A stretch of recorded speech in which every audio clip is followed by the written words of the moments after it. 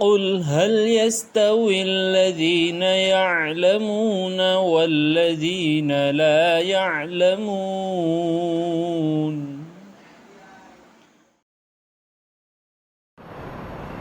رب العالمين والصلاة والسلام على أشرف الأنبياء والمرسلين وعلى آله وأصحابه أجمعين أما بعد فأعوذ بالله من الشيطان الرجيم بسم الله الرحمن الرحيم يا أيها الذين آمنوا ليبلونكم الله بشيء من الصيد تناله أيديكم ورماحكم ليعلم الله من يخافه بالغيب فمن اعتدى بعد ذلك فله عذاب أليم.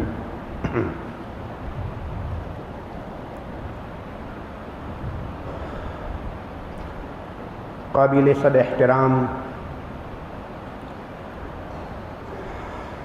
آج کی ہماری مجالس کے مہمان خصوصی حضرت مولانا اقبال صاحب گودروی دامت برکاتہم، حضرت مولانا میرے صدیق محترم میرے ہم پیالہ حضرت مولانا اقبال صاحب دامت برکاتہم تنکاروی دامت برکاتہم، دیگر حضرات علماء کرام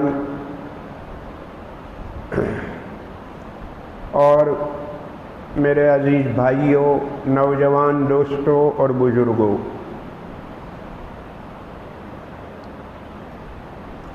سب سے پہلے نمبر پر مجلس علماء تنکاریہ، وانترسا اور گھوری، ان کے ذمہ داران اور پوری مجلس قابل مبارکباد ہے۔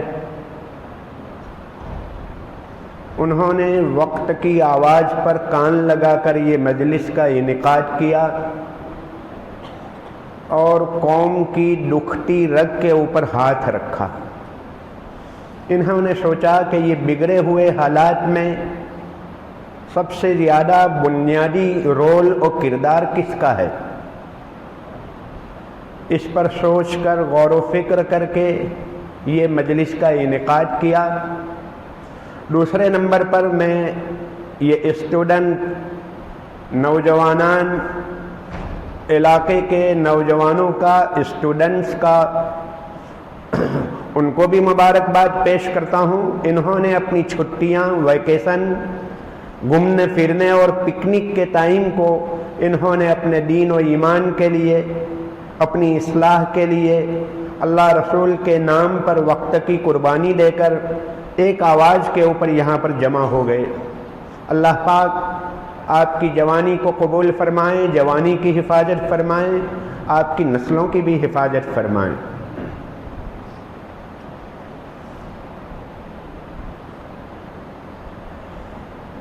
اللہ پاک مجھے اخلاص کے ساتھ اپنی رضا کے مطابق موقع کی مناسبت سے امت کی جو ضرورت ہے اس پر اللہ کا نام اور پیغام پہنچانے کی، مجھے اور آپ تمام کو عمل کرنے کی اور امت کے دوسرے نوجوانوں تک اسے پہنچانے کی توفیق عطا فرمائے۔ بڑی خوشی ہے ہمیں اس وقت یہ مجلس علماء کا اقدام اور یہ قدم بہت قابل ستائش ہے۔ انشاءاللہ آج بھی مایوسی نہیں ہے، امت میں صلاحیت ہے، اس کے بہت اچھے نیک اثرات سامنے آئیں گے۔ یہ کہا جاتا ہے کہ امت کا نوجوان بھٹک چکا ہے، گمراہ ہو چکا ہے۔ آپ نے بھی سنا ہوگا کہ امت کا نوجوان بھٹک چکا ہے، لیکن آج کی یہ مجلس گواہ ہے کہ ہر نوجوان ایسا نہیں ہے، سب کے سب ایسے نہیں ہیں۔ الحمدللہ آج بھی ہمارا نوجوان اسکولوں میں، کالج میں، یونیورسٹیوں میں، آفیسز میں، سینٹروں میں داڑھی کے ساتھ، ٹوپی کے ساتھ، جبوں کے ساتھ، ہماری بہنیں اور بیٹیاں حجاب اور برقعے کے ساتھ الحمدللہ آج بھی وہاں پر اسلام کی ترجمانی اور اسلام کی نمائندگی کر رہے ہیں۔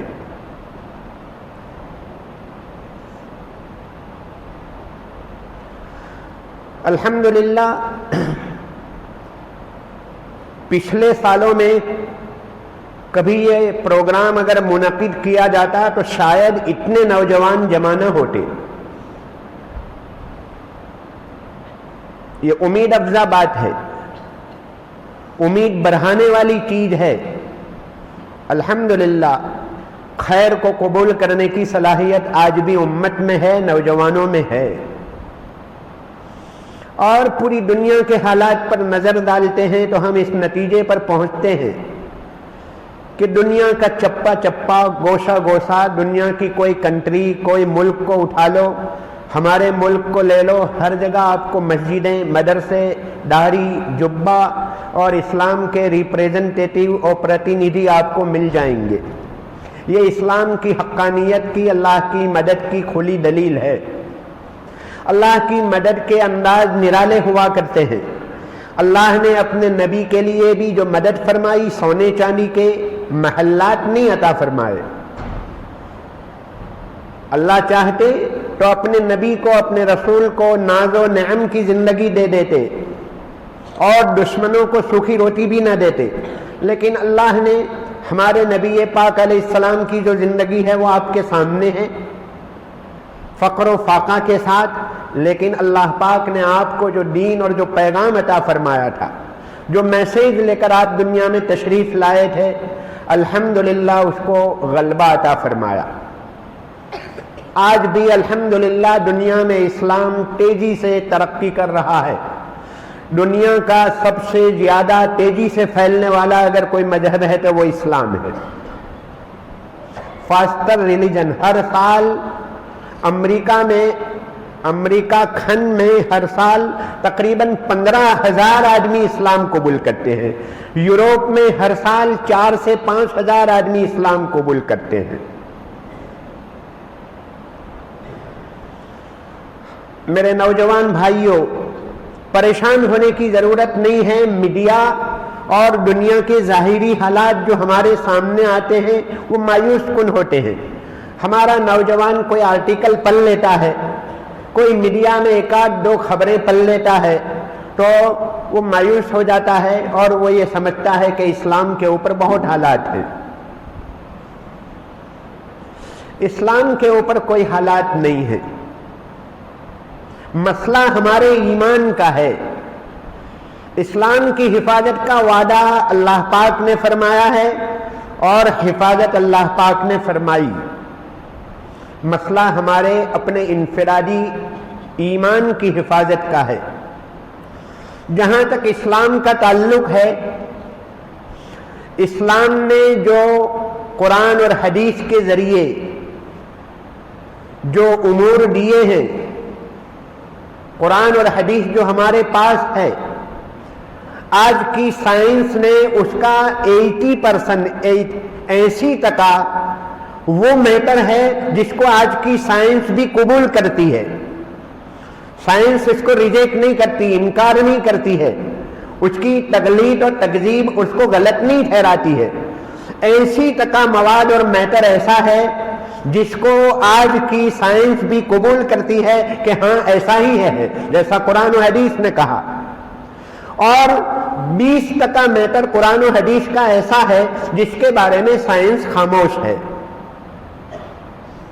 न हाँ न वो कबूल करती है न रिजेक्ट करती है। रफ्ता रफ्ता धीमे धीमे जहां जहां जैसे जैसे रिसर्च आगे बढ़ रही है, फिर वो इस्लाम से करीब आ रही है। हमारे पिरामिड में एक काजी साहब रहमतुल्लाह अलैह थे, जमात के जिम्मेदार थे। वो ये फरमाया करते थे कि जिन बातों में साइंस इस्लाम से अगेंस्ट में जा रही है, इस्लाम कुछ कहता है, साइंस कुछ कहती है, तो काजी साहब ये फरमाते थे कि साइंस अभी नाबालिग है, जब बालिग हो जाएगी तो उसकी शादी इस्लाम से हो जाएगी। काजी साहब ये फरमाना चाहते थे कि रिसर्च अधूरी है, अभी रिसर्च इनकी कंप्लीट हो जाएगी तो वो वही बात कहेगी जो इस्लाम कहता है। मसलन जन्नत और जहन्नम के बारे में آدم اور حوا دنیا کے پہلے انسان ہونے کے بارے میں، آخرت کے بارے میں ابھی سائنس خاموش ہے، انکار نہیں کر رہی ہے۔ جو ریسرچ آگے بڑھے گی انشاءاللہ 50-100 سال میں، اس سے بھی پہلے انشاءاللہ بہت قوی امید ہے کہ ہم اپنے کانوں سے وہ خبریں سن لیں کہ سائنس نے یہ تائید، ان کی ریسرچ آئی ہے کہ ہاں مرنے کے بعد ایک زندگی آنے والی ہے، جنت و جہنم ہے۔ ایسی تک تو انہوں نے تائید کر لی۔ ویسے اسلام کو کسی کی تائید کی ضرورت نہیں، پوری دنیا ایک طرف ہو اور اسلام ایک طرف ہو الحمدللہ، لیکن جن لوگوں کا ایمان سائنس کے اوپر ہے، جو سائنس ہی کو سب کچھ سمجھتے ہیں، ان کے لیے میں کہہ رہا ہوں کہ 80% انہوں نے قبول کر لیا، اس سائنس نے تائید کر دی ہے۔ ایسا پاکیزہ مذہب اللہ پاک نے ہم کو عطا فرمایا ہے۔ لیکن دوسری طرف معاملہ یہ بھی ہے میرے بھائیوں کہ ہمارے گھروں میں 20% اسلام ہے، 80% اسلام ہمارے گھروں میں نہیں ہے۔ مشکل سے 20-25% ہم اپنے گھروں کا جائزہ لیں۔ میرے گھر کا میں سروے کروں، آپ کے گھر کا آپ سروے کر لو، آپ اپنی زندگی کا جائزہ لے لو، میرے اندر کتنا اسلام ہے؟ مشکل سے 20-25% ہے۔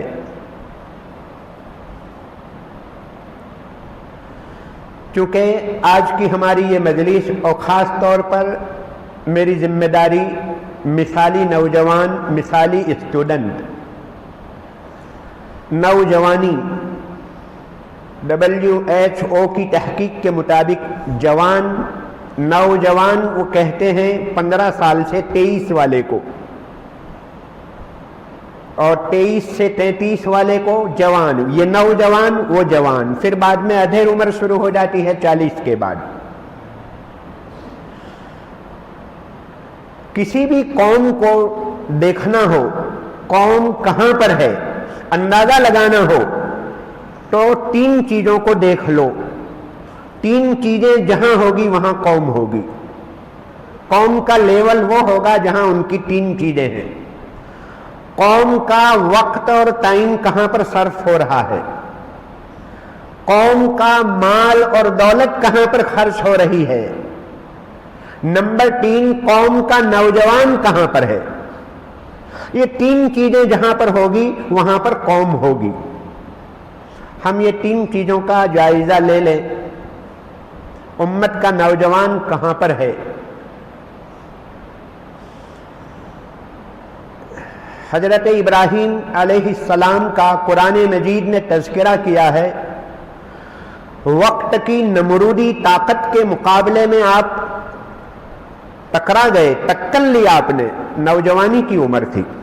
سمعنا فتى يذكرهم يقال له ابراہیم، فتن یعنی نوجوان۔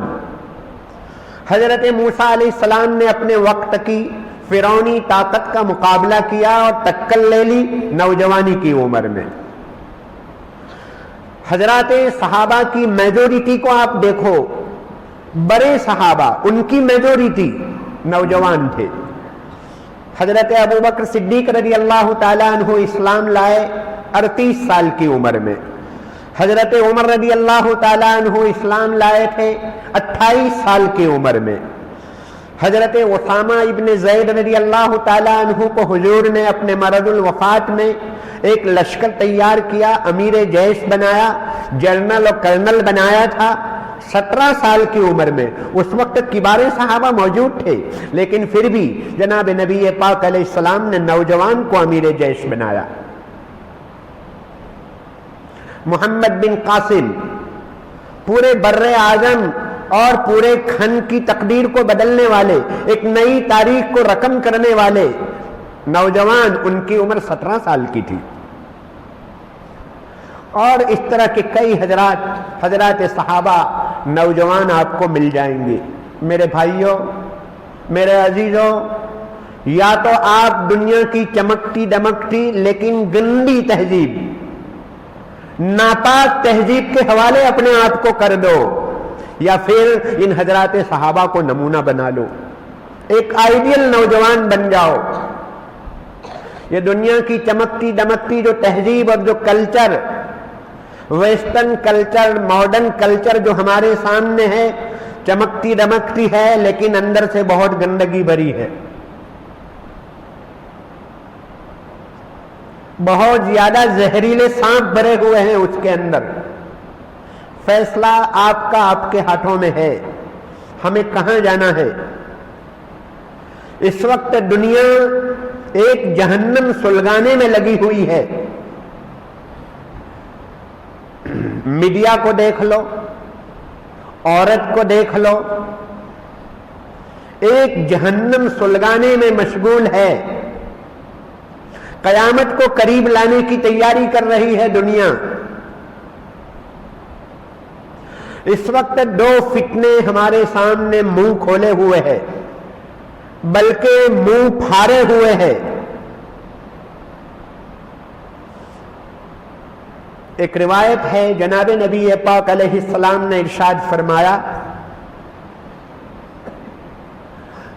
الدنیا حلوۃ خضرۃ ان اللہ مستخلفکم فیہا فینظر کیف تعملون فاتقوا الدنیا واتقوا النساء۔ دنیا سرسبز شاداب ہے، میٹھی ہے، بھانے والی، لبھانے والی۔ پھر آگے فرماتے ہیں، اللہ نے تم کو نائب بنایا ہے دنیا میں تاکہ دیکھیں کہ تم کیسے اعمال کرتے ہو۔ عورتوں کے فتنے سے بچو اور دولت کے فتنے سے بچو، دنیا کے فتنے سے بچو۔ دو قسم کے امتحان اس وقت ہمارے سامنے ہیں۔ ایک دوسری روایت میں جناب نبی پاک علیہ السلام کا ارشاد ہے، من تضمن لی شیئین، جو دو چیزوں کی ضمانت اور گارنٹی لے گا تو میں اس کے لیے جنت کی ضمانت لیتا ہوں۔ ما بین لحییہ و ما بین رجلیہ، اپنے دو جبروں کے بیچ کی چیز یعنی زبان۔ زبان سے مطلب ہمارا بول، ہماری گفتگو، اور زبان بول کر یہاں پر کھانا پینا بھی مراد ہے، یعنی وہی بات ہے دولت۔ دولت کے امتحان میں جو آدمی کامیاب ہو جائے، اور دوسرا فتنہ ما بین رجلیہ، دونوں پاؤں کے بیچ میں یعنی کہ شرمگاہ۔ یہ دو فتنے، عورت اور دولت کا فتنہ، یا یوں کہو مال و جمال کا فتنہ، یا یوں کہہ لو روپ اور روپیے کا فتنہ، یہ دو فتنے اس وقت ہمارے سامنے ہیں۔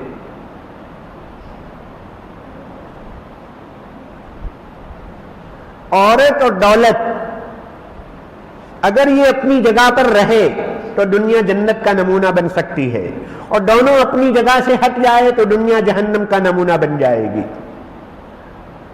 بڑی ضرورت ہے ان دو چیزوں کو اپنے مقام کے اوپر رکھا جائے۔ عورت اور دولت یہ دو امتحان ہیں۔ میں نے آپ کے سامنے جو آیت شریفہ تلاوت کی ہے، جس میں بظاہر ایسا معلوم ہوتا ہے کہ آج کی اس مجلس سے اس کا کوئی جوڑ نہیں ہے۔ آیت شریفہ میں یہ کہا جا رہا ہے کہ احرام کی حالت میں تمہارے قریب شکار آئے گا، اللہ امتحانی طور پر شکاروں کو بھیجیں گے تاکہ احرام والے کا امتحان لیا جائے۔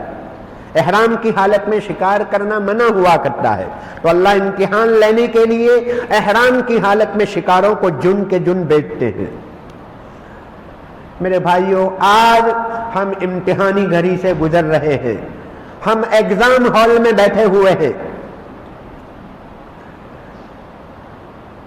آج سے 20-25 سال پہلے کوئی ننگی تصویر کو دیکھنا اس قدر آسان نہیں تھا، لیکن آج ذرا آپ نے انگلی ہٹائی، آگے پیچھے ہو گئی، آپ سیدھے پہنچ جائیں گے وہاں پر۔ ہم ایک ٹرننگ پوائنٹ پر ہیں، پوری دنیا اس وقت ٹرننگ پوائنٹ پر ہے، اور خاص طور پر آج کا نوجوان ٹرننگ پوائنٹ پر ہے۔ پل صراط کے اوپر چلنا ہے، ایک طرف خیر ہے ایک طرف شر ہے، ایک طرف جنت ہے ایک طرف جہنم ہے۔ فیصلہ ہمیں خود کرنا ہے کہ مجھے کہاں جانا ہے۔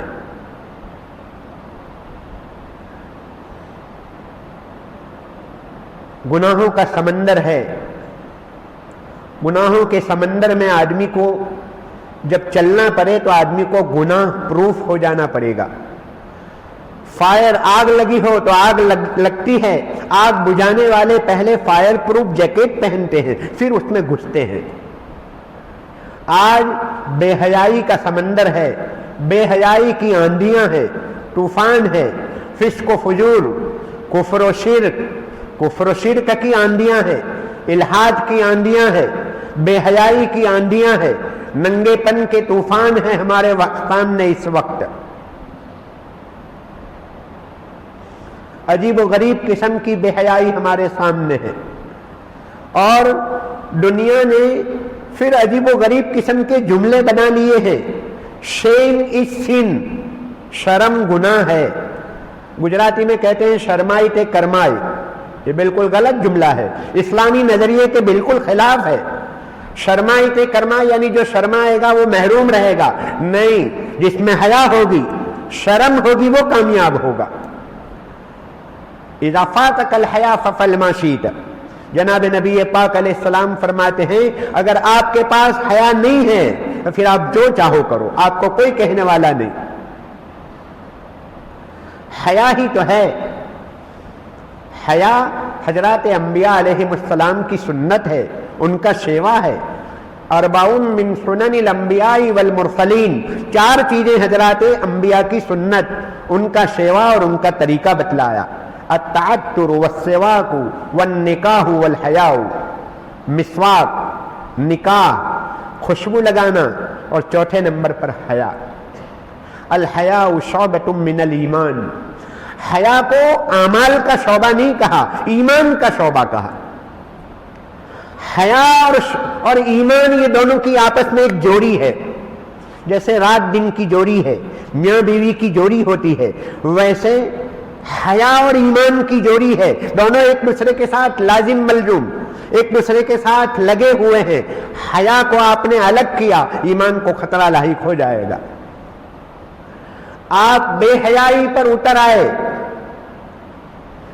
और अलग अलग किस्म की चैनलों के ऊपर आप चले गए, बहुत ज्यादा खतरा है, ईमान से आदमी हाथ धो बैठेगा। कईयों ने ईमान से हाथ धो बैठे। ये टाइम किलर भी है, ईमान किलर भी है। कई वाकयात इस वक्त सामने आ रहे हैं। आज तक उम्मत में इर्तिदाद, धर्म परिवर्तन, धर्म की तब्दीलियां, उसके लिए बहुत कोशिशें हुई है, लेकिन अल्हम्दुलिल्लाह नाकामी हुई। बराए नाम थोड़ी बहुत कहीं इक्का दुक्का वाकयात पेश आते थे, लेकिन मेरे भाइयों अब आज इस वक्त के हालात कुछ बदले हुए हैं। आज तक हमें इत्मीनान था कि हमारा नौजवान, हमारा मुसलमान इधर उधर कहीं चला जाएगा, फिस्को फुजूर का मुर्तकिब हो सकता है, लेकिन इंशाअल्लाह ईमान का सौदा नहीं करेगा। लेकिन मेरे भाइयों इस वक्त के हालात बहुत बदले हुए हैं। इर्तिदाद, फिक्री और जहनी और वैचारिक इर्तिदाद, धर्म परिवर्तन, वो तो बहुत ज्यादा आ चुका है। हमारे सैकड़ों नौजवान ऐसे मिलेंगे जिनका ईमान और यकीन डगमग हो चुका है। कुरान के बारे में, हदीस के बारे में, कयामत के बारे में, जन्नत के बारे में, जहन्नम के बारे में, फरिश्तों के बारे में कई नौजवान आपको ऐसे मिल जाएंगे। एक तो मीडिया की कारस्तानी है उसमें, और दूसरे नंबर पर तालीमी पॉलिसी। जैसा कि सुबह हजरत मौलाना इकबाल साहब दामत बरकातुहुम ने फरमाया, 2 किस्म की तालीमी पॉलिसियां हमारे सामने हैं।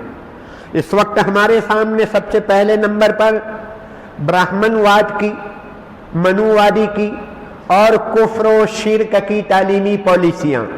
मौलाना इकबाल साहब गोडरवी दामत बरकातुहुम ने भी फरमाया कि नई तालीमी पॉलिसी जो आ रही है, NEP 2020, ये जो आ रही है, अल्लाह उससे हमारी हिफाजत फरमाए। उसमें ज़ाहिरी एतबार से तो بڑی خوبصورتی اور بہت جامعیت کے جنگل میں رہنے والے ایک ایک آدمی تک تعلیم پہنچے. تعلیم میں یہ ای تعلیم ہے اور اس کے اندر یہ نئی ٹیکنالوجی کا استعمال کر کے تعلیم کو عام کیا جا رہا ہے، لیکن اس کے ایک ایک انگ کے اندر کفر اور شرک بھر دیا ہے. پوری روح کفریہ اور شرکیہ. دو چیزیں اس وقت ہمارے سامنے ہیں. میڈیا دو قسم کا کام کر رہی ہے. میڈیا پہلے نمبر پر شکوک و شبہات پھیلا رہی ہے. کوئی اسلامی ٹاپک آئے گا اور اس کو لے کر شکوک و شبہات. ایسے ہی قسم کے لوگوں کے انٹرویو لیے جاتے ہیں جو شکوک و شبہات میں اور زیادہ طاقت پیدا کرنے والے ہوں. حجاب پردے کا مسئلہ آیا، آپ نے دیکھا چلانے والوں نے کیا کیا چلایا حجاب کے سلسلے میں. حالانکہ دو چار کی طرح بالکل واضح بات ہے حجاب کے جو فائدے ہیں. آج دنیا بے حیائی اور قسم قسم کے ریپ کے واقعات کی بنیاد پر کراہ رہی ہے، پریشان ہے، ہر گھر پریشان ہے. اور دوسری طرف ریپ کے لیے پورا ساز و سامان اور پورا نیٹ ورک تیار کر دیا ہے. عجیب بات ہے. جس چیز کا رونا ہے اس کا علاج یہی ہے. دنیا اگر آج بھی چاہتی ہے بے حیائی اور بدکاری سے اپنے آپ کو محفوظ رکھنا چاہتی ہے تو یہی ایک علاج ہے. اسلام قبول کرنا نہ کرنا یہ مقدر کی بات ہے، ہدایت کی بات ہے، لیکن اگر دنیا سکون چاہتی ہے، ایسے واقعات نربھیا جیسے واقعات سے اپنے آپ کو بچانا ہے تو اس کا یہی علاج ہے حجاب اور پردہ. الحمدللہ دنیا میں 85% عورتیں جو اسلام قبول کرتی ہے، دنیا میں 65% عورتیں اسلام قبول کرتی ہے اور 35% مرد اسلام قبول کرتے ہیں. وہ 65% جو عورتیں ہیں ان میں 85% عورتیں برقعے کی بنیاد پر اسلام قبول کرتی ہے. انٹرویو لیے جاتے ہیں آپ نے اسلام کیوں قبول کیا تو کہا کہ مجھے اسلام کی برقعے کی تعلیم بہت پسند آئی. کئی عورتوں کے ایسے واقعات ہیں. یورپ کے بہت سارے واقعات، ایجوکیٹڈ عورتیں، ڈاکٹر، لائر، انجینئر اور ایسی لیڈی، اور ان کے انٹرویو آتے ہیں کہ ہمیں برقعے کی تعلیم بہت پسند آئی. کملا داس نامی عورت کیرلا کے اندر جس نے اسلام قبول کیا تھا، جرنلسٹ تھی، بہت پڑھی لکھی عورت تھی، اسلام قبول کیا. اس کو ڈرایا دھمکایا گیا، اس کو لالچ دی گئی، پھر بعد میں کسی بھی طرح وہ لوٹی نہیں تو اس کو کہا کہ برقعے کی بنیاد پر تمہارا فریڈم ختم ہو جائے گا. تو اس عورت نے کیا جواب دیا؟ ایمانی جواب دیا، مجھے فریڈم نہیں چاہیے، مجھے پروٹیکشن چاہیے، حفاظت چاہیے. حفاظت برقعے کے اندر ہے. میرے نوجوان بھائیوں، جتنے نوجوان یہاں پر بیٹھے ہیں، جہاں تک آواز پہنچ رہی ہے، میں آپ حضرات سے عاجزانہ درخواست کروں گا، آپ بھی اگر اپنی فیملی کو بچانا چاہتے ہیں، اپنے گھر میں سکون چاہتے ہیں، نیت و ارادہ کرو. انشاءاللہ جن کی شادیاں باقی ہے وہ نیت کرو کہ انشاءاللہ میری آنے والی بیوی انشاءاللہ حجاب و پردے کے ساتھ آئے گی. نیت کرو انشاءاللہ. ہاتھ اٹھاؤ جن کی شادیاں باقی ہے. انشاءاللہ اللہ سے مانگو. دیکھیں یوروپ کے اندر، یوروپ کنٹریز میں امن و امان ہے، لوٹ مار کم ہے، وہاں پر قانون کی حکومت ہے، وہاں پر انصاف ہے، بھید بھاؤ کم ہے، وہاں روزی روٹی اور جاب بھی بہت آسانی سے مل جاتا ہے. تینوں چیزیں ہیں یوروپ میں. یہ تین چیزیں آپ کو ملے گی. امن و امان ہے، انصاف ہے، جاب روزی روٹی ہے. لیکن چوتھے نمبر کی چیز بے حیائی.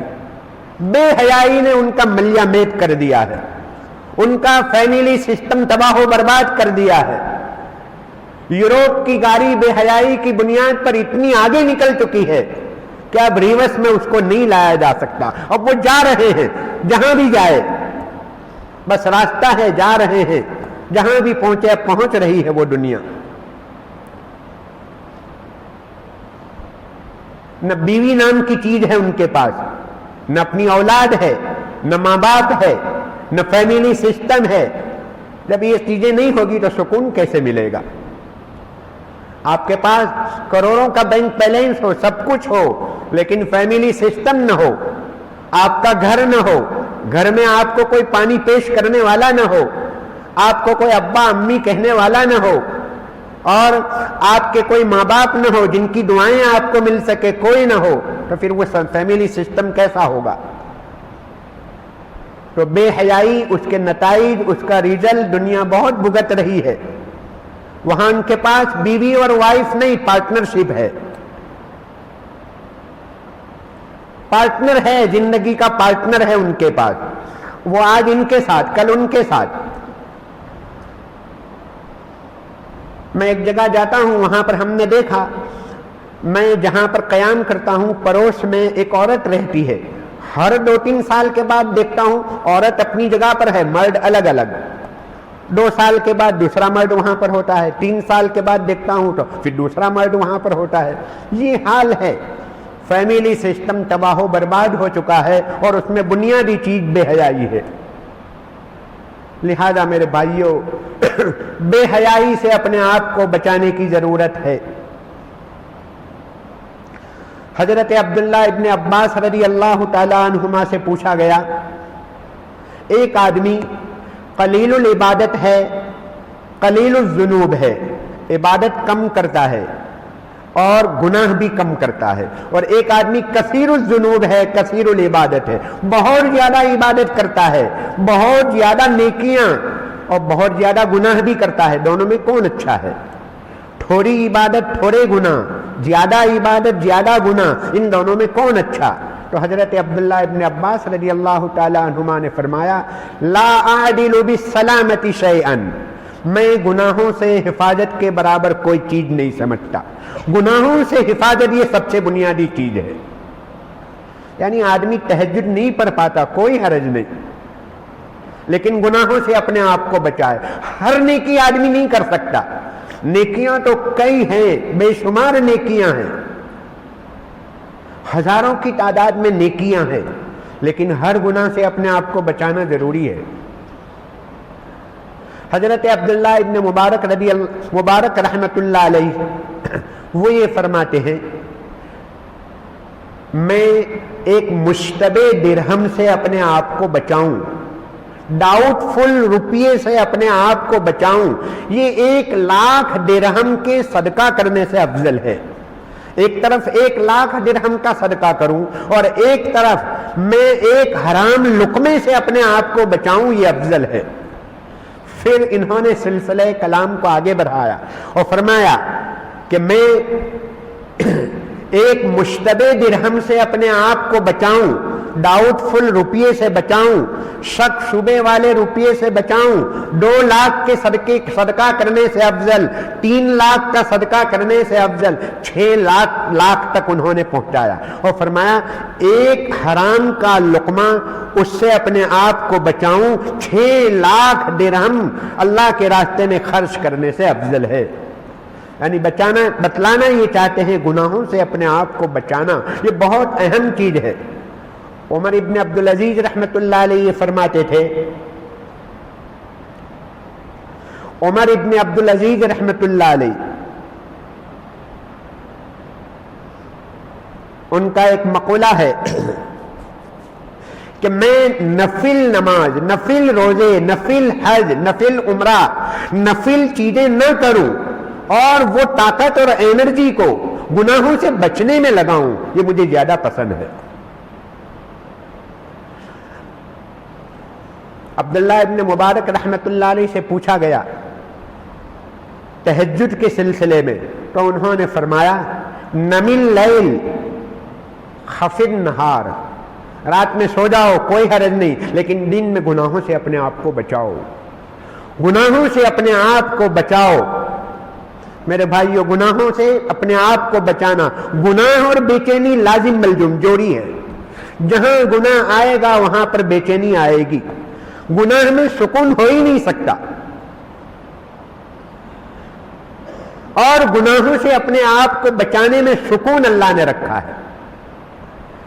گناہ اور بے چینی یہ بالکل جوڑی ہے، جیسے آگ اور گرمی، حرارت، برف اور ٹھنڈک، کولنگ، یہ بالکل لازم ملزوم ہے، جوڑی ہے آپس میں، اس کو الگ نہیں کر سکتے. تو گناہ اور بے چینی کو الگ نہیں کر سکتے. اس وقت دنیا میں جو بے چینی ہے، ہم میں سے ہر ایک کا گھر ایک ٹھنڈی آگ میں سلگ رہا ہے. یہ جو گھروں میں ٹھنڈی آگ لگی ہوئی ہے، یہ گناہوں کی بے چینی ہے.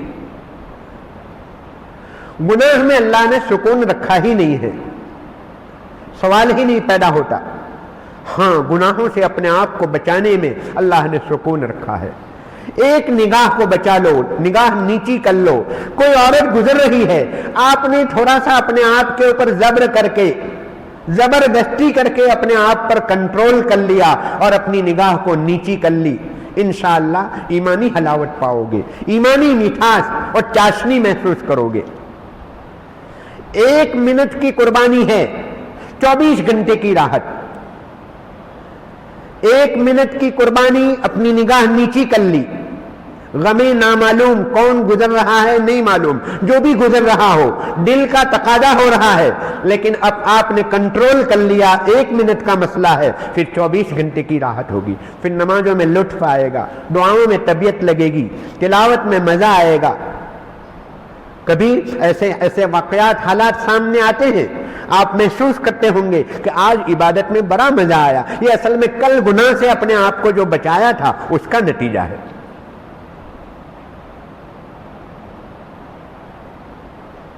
گناہوں سے اپنے آپ کو کیسے بچائیں؟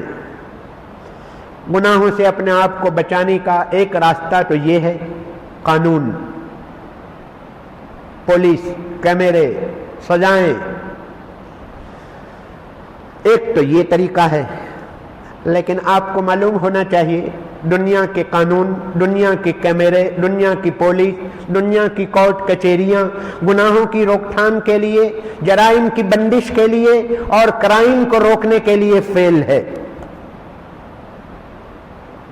ایک سے ایک ٹیکنالوجی وجود میں آتی ہے، اور ٹیکنالوجی کے بڑھنے کے ساتھ گناہ کم ہو رہے ہیں، گناہوں میں اضافہ ہو رہا ہے.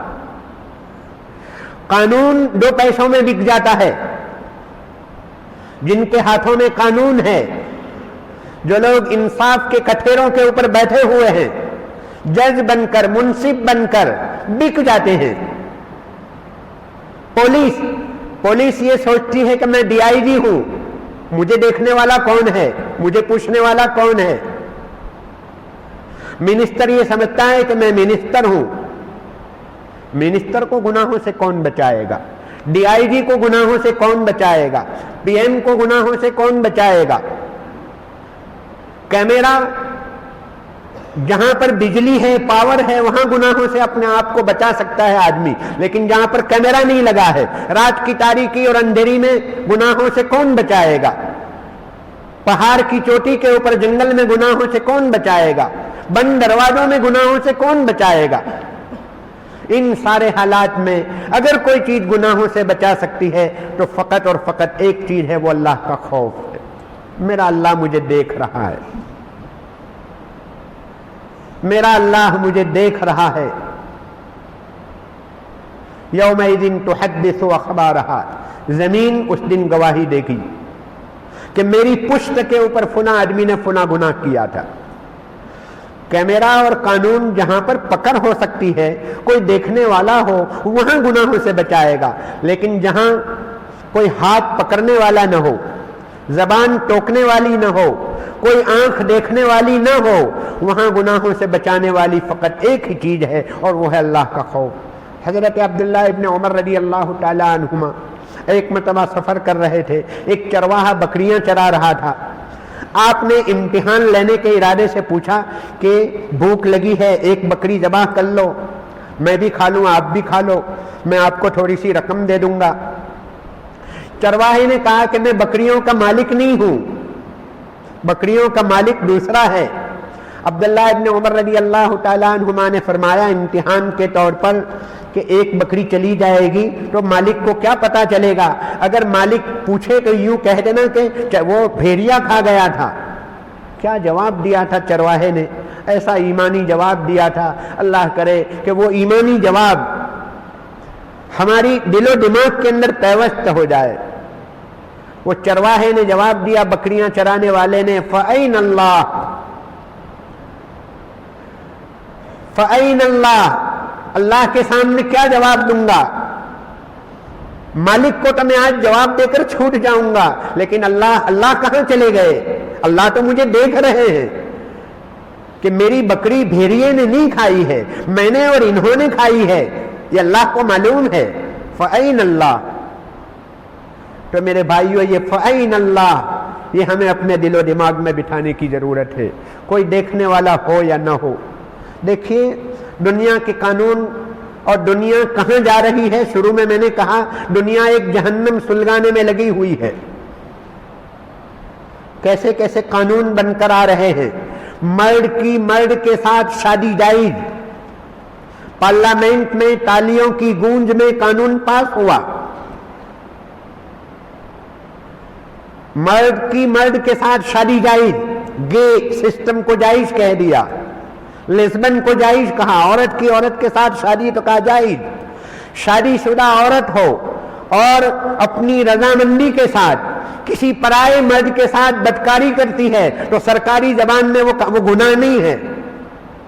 بتائیے دنیا کہاں جا رہی ہے؟ دنیا کے تو قانون نے اس کو جائز قرار دے دیا، فقط دو ہی شکلیں باقی بچی ہے۔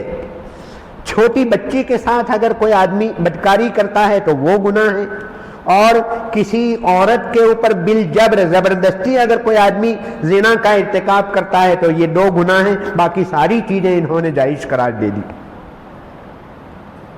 تو قانون کا یہ حال ہے، اور قانون کی کرسیوں کے اوپر بیٹھے ہوئے لوگوں کا وہ حال ہے، ٹیکنالوجی کا وہ حال ہے۔ ایک ٹیکنالوجی آپ بنائیے، ساؤتھ افریقہ میں ایک ٹیکنالوجی بنتی ہے لوٹ مار اور ڈکیتی سے بچانے کے لیے۔ چور اور لٹیرے دوسرے دن دوسری ایسی ٹیکنالوجی لے آتے ہیں کہ وہ پہلی بچانے والی پروٹیکٹر جو ہوتا ہے اس کو فیل کر دیتی ہے۔ تو میرے بھائیو خلاصہ کلام یہ ہے، گناہوں سے بچانے کے لیے، روک تھام کے لیے فقط اور فقط ایک ہی چیز ہے، خوف خدا، اللہ کا خوف۔ لہذا ہمیں اپنی نگاہ کی حفاظت کرنا، نگاہ یہ بنیادی چیز ہے۔ قرآن مجید نے بھی پہلے نمبر پر یغضوا من ابصارہم ویحفظوا فروجہم، شرمگاہ کو دوسرے نمبر پر بیان کیا، پہلے نمبر پر آنکھوں کی حفاظت کو ذکر کیا۔ اگر آنکھ کھلی رہی، دونوں جانب سے آنکھ کھلی رہی، ایکسیڈنٹ ہو سکتا ہے، اسی لیے کہتے ہیں کہ دیپن لگاؤ۔ دونوں جانب گاڑیاں آمنے سامنے ہوتی ہے تو کہتے ہیں ذرا دیپن لگاؤ ورنہ ایکسیڈنٹ ہو جائے گا۔ یہاں پر بھی ایمان روحانیت چلی جائے گی۔ میرے بھائیو گناہ تو مفت میں ملتا ہے، گناہ تو مفت میں تقسیم ہو رہا ہے، روحانیت اور نورانیت کو حاصل کرنے کے لیے بڑے پاپڑ بیلنے پڑتے ہیں۔ فجر کی نماز کتنی قربانی کے بعد وجود میں آتی ہے، ایک پارے کی تلاوت کتنی قربانی کے بعد وجود میں آتی ہے، اور ایک نگاہ آپ نے اٹھا لی وہ ساری روحانیت چلی جاتی ہے۔ لہذا نیت کرو، ارادے کرو، کچھ بھی ہو، آرے چل جائیں، اٹیک آ جائے، لیکن میں انشاءاللہ نگاہ کی حفاظت کروں گا۔ سردی کے زمانے میں ہم سویٹر لے کر نکلتے ہیں، مفلر باندھ کر نکلتے ہیں، ساکس پہن کر نکلتے ہیں، لوگ تاکید کرتے ہیں۔ دوسرے ملکوں میں جہاں زیادہ ٹھنڈی ہے وہاں اور زیادہ اہتمام ہوتا ہے۔ کیوں؟ اس لیے کہ جسم کو خطرہ ہے، کوئی بیماری لاحق ہو گئی تو پھر کیا ہوگا۔ تو میرے بھائیوں اس وقت دنیا میں بے حیائی اور بدکاری کی بیماریاں، ہمیں اپنے گھر سے نکلتے ہوئے حفاظت کا ساز و سامان لے کر نکلنا پڑے گا۔ نیت کرو، ارادے کرو کہ انشاءاللہ آج میں ایک بھی گناہ نہیں کروں گا، نیت کر کے نکلیں۔ ہمت کرنی ہوگی، اور ہمت فیکٹری میں نہیں ملے گی، بازار میں نہیں بکتی ہے، ہمت کرنے سے آتی ہے۔ دو چیزیں ایسی ہیں وہ آپ جتنا یوز کرو گے اتنا اس میں ترقی ہوگی. ایک ہے ہمت. آج آپ نے مکھی ماری, کل چھپکلی ماری, پرسوں آپ نے بچھو مارا, پھر سانپ ماریں گے, ہمت آگے بڑھتی چلی. جتنی ہمت کرو گے ہمت آگے بڑھے گی. اور دوسری چیز میموری ہے, ذہن ہے, وہ جتنا یوز کرو گے اتنا آگے بڑھو گے, اتنی ترقی ہوگی. تو ہمت کرنی پڑے گی, یعنی نیت کرنی پڑے گی, ارادہ کرنا پڑے گا, کوشش کرنی پڑے گی. مجدد الفسانی رحمت اللہ علیہ فرماتے ہیں کہ امت میں ایسے نوجوان گزرے ہیں جن کو 40 سال تک ان کے گناہ لکھنے والے فرشتے کو گناہ لکھنے کی نوبت نہیں آئی. ایسے لوگ گزرے ہیں. آپ کا جو دن بغیر گناہ کے گزرے وہ گویا صحابہ کی معیت میں, صحابہ کی رفاقت میں آپ کا وقت گزرا. ایک عرفان بھائی کر کے ایک ایئر لائنس میں کام کرتے تھے, ہوائی جہاز میں. تو ایک لیڈی آئی, انگریز عورت آئی اور اس نے ہاتھ ملانا چاہا, مصافحہ کرنا چاہا. عرفان بھائی نے جواب دیا, میرا ہاتھ, میری جوانی, میری طاقت, میری صلاحیتیں یہ میری وائف کی امانت ہے. وہ انگریز لیڈی عورت نے کہا کاش کہ سارے انگریز مردوں کو یہ پیغام پہنچ جاتا کہ ہمارا ہاتھ, ہماری محبتیں, ہماری صلاحیتیں, ہمارا مال و دولت یہ ہماری بیویوں کی امانت ہے, یہ دوسروں کے لیے نہیں ہے. ایک نوجوان, اس نے 2 گھنٹے تک ڈینٹسٹ کے پاس کام کروایا, لیڈی ڈینٹسٹ, عورت, دانت بنانے والی عورت, اس نے ٹریٹمنٹ کی 2 گھنٹے تک. 2 گھنٹے کے بعد جب باہر نکلا وہ کہہ رہا تھا کہ میں عورت کو پہچانتا نہیں ہوں, اس کی شکل میں نے نہیں دیکھی. آج بھی ایسے نوجوان ہیں الحمدللہ. گناہوں سے اپنے آپ کو بچانے کے لیے پہلے نمبر پر نیت کرنی پڑے گی, ارادہ کرنا پڑے گا, کوشش کرنی پڑے گی. صبح سویرے نیت کر کے نکلو. دوسرے نمبر پر جن راستوں پر عورتوں کا گزر زیادہ ہوتا ہو ان راستوں سے اپنے آپ کو بچاؤ. مثلا اسکول جانے, گرلز اسکول ہے, بنات ہے, لڑکیوں کا مدرسہ ہے, جہاں عورتیں زیادہ آمد و رفت ہوتی ہے, کپڑے دھونے کی جگہیں ہیں, ٹنکیاں ہے, تالاب ہے, جہاں پر عورتوں کی زیادہ آمد و رفت ہوتی ہو ان راستوں سے اپنے آپ کو بچاؤ. جس کالج کے راستے سے اور لڑکیاں زیادہ گزرتی ہے وہاں سے اپنے آپ کو بچاؤ. مال میں چلے گئے, سٹی سینٹر میں چلے گئے, وہاں پر جس کاؤنٹر کے اوپر لیڈی بیٹھی ہوئی ہے وہاں اپنے آپ کو بچاؤ. جینٹس کے پاس جاؤ, آپ کے ہاتھ میں ہے, اختیار میں ہے. اسٹیشنوں کے اوپر کبھی ہوتا ہے, کئی کاؤنٹر ہوتے ہیں, ٹکٹ لینا ہے تو اس کاؤنٹر پر جائیے جہاں پر مرد بیٹھا ہوا ہے. تھوڑی سی تکلیف ہوگی لیکن اللہ پاک وہ حلاوت عطا فرمائیں گے, وہ مٹھاس عطا فرمائیں گے. ہمیں دنیا کے سامنے کچھ ایسی مثالیں پیش کرنی ہے. ہمیں اپنی ترجیحات کو, اپنی رغبتوں کو, اپنے میلان کو, اپنی پسند اور فیورٹ آئٹموں کو بدلنا پڑے گا. ترجیحات کو, پرائیورٹی کو بدلو. دنیا تو یہ کہتی ہے کہ دیکھنے میں لذت ہے, مسلمان نوجوان یہ کہے کہ نہیں, نہ دیکھنے میں لذت ہے. دنیا یہ سمجھتی ہے کہ کھانے میں لذت ہے, ہم یہ کہیں کہ کھلانے میں لذت ہے. مسلمان نوجوان یہ کہے کہ نہیں, بھوکا رہنے میں, روزہ رکھنے میں لذت ہے. دنیا کہتی ہے کہ سونے میں لذت ہے, مسلمان نوجوان یہ کہے کہ نہیں, نیند چھوڑ کر تہجد پڑھنے میں لذت ہے, نماز پڑھنے میں لذت ہے. ہمیں اپنی ترجیحات کو بدلنا ہوگا. یہ مجمع جو یہاں پر بیٹھا ہوا ہے الحمدللہ بالغین کا مجمع ہے. بالغ ایڈلٹ ہو چکے ہیں, یعنی ذمہ داریاں عائد ہو چکی ہے. اب ہم موت تک کے لیے آن ڈیوٹی ہیں. 1 منٹ کے لیے بھی ہم ڈیوٹی سے الگ نہیں ہو سکتے. جن کی جو ڈیوٹی ہوا کرتی ہے, آن ڈیوٹی ہوتے ہیں, تو وہ ان کا معاملہ الگ ہوتا ہے. ڈیوٹی سے الگ ہو جاتے ہیں تو پھر الگ معاملہ ہوتا ہے. ایک روزہ ہمارا رمضان کا ہوا کرتا ہے. رمضان کے مہینے میں ہمارا روزہ ہوتا ہے. کھانے پینے سے, عورت سے بچنا, یہ اس وقت کے فرائض میں سے ہوتا ہے. ایک ہمارا روزہ اسلام کا روزہ ہے جو بالغ ہونے سے لے کر موت تک کا روزہ ہے. موت تک کا روزہ ہے. گناہ کرنے کے بہت مواقع آئیں گے. ایسے موقع پر ہمیں اپنے آپ کو, اپنے دل کو کہنا ہوگا کہ میں مسلمان ہوں. روزے کی حالت میں کوئی آپ کو پانی پیش کرے تو آپ کیا کہیں گے؟ میں روزے دار ہوں، میں نہیں پی سکتا پانی، میرا روزہ ہے۔ جھوٹ بولنے کا موقع آ جائے، چیٹنگ کا موقع آ جائے، چیٹنگ کا موقع آ جائے، بے حیائی کا موقع آ جائے تو آپ کہیے کہ میں مسلمان ہوں۔ ایک مرتبہ ہوائی جہاز میں ایک بزرگ سفر کر رہے تھے تو وہاں لیڈی نے، ایئر ہوسٹس نے ان کو شراب کی بوتل پیش کرتے ہیں کئی لوگوں کو، تو انہوں نے اس بزرگ کو بھی پیش کر دی۔ وہ بزرگ نے منع کیا کہ مجھے نہیں پینا ہے۔ وہ بعد میں ریکویسٹ کرنے لگی کہ ہاف پی لیجئے، کوارٹر پی لیجئے، تھوڑا پی لیجئے، یہ کر لیجئے۔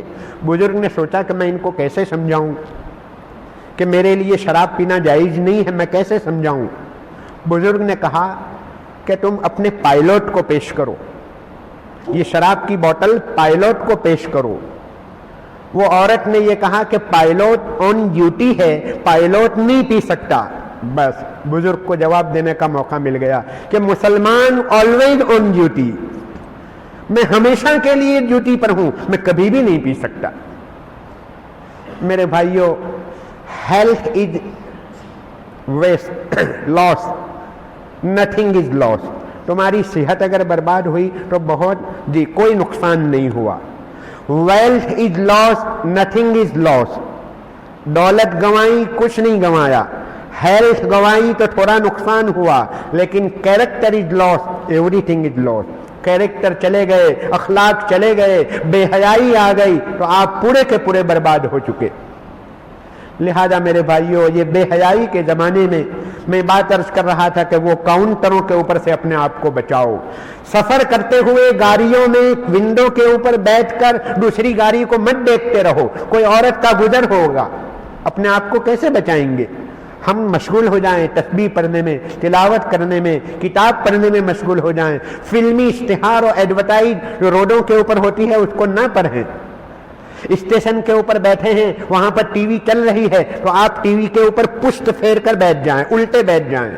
اگر اپنے آپ کو بچانا ہے، بے حیائی اور برائیوں سے بچانا ہے، آج ہم جو رونا روتے ہیں بے چینی کا، پریشانی ہے، بے چینی ہے، حالات ہیں، میرے بھائیوں یہ گناہوں کی بے چینیاں ہیں۔ اگر اس سے اپنے آپ کو بچانا ہے تو اسلام نے ہمیں بہت اعلیٰ قسم کی تعلیمات دی ہے۔ اسلام کا ہر قسم کا نظام، سسٹم بہت اعلیٰ ہے۔ ہمارا اقتصادی اور مالیاتی نظام اسلام کا وہ بھی بہت اعلیٰ۔ اکنومی سسٹم اسلام کا 1 نمبر کا سسٹم ہے۔ اسلام کا حیا کا سسٹم، عفت و عصمت کا سسٹم بہت اعلیٰ سسٹم ہے۔ بہت تعلیمات دی ہے جناب نبی پاک صلی اللہ علیہ وسلم نے۔ ہماری ایک ایک عبادت میں آپ کو حیا ملے گی۔ عورتوں کو نماز پڑھتے وقت ان کو رکوع کرنے کا انداز الگ، ان کو سجدہ کرنے کی اسٹائل الگ بتائی تاکہ حیا باقی رہے۔ حیا کا بہت لحاظ رکھا گیا ہے۔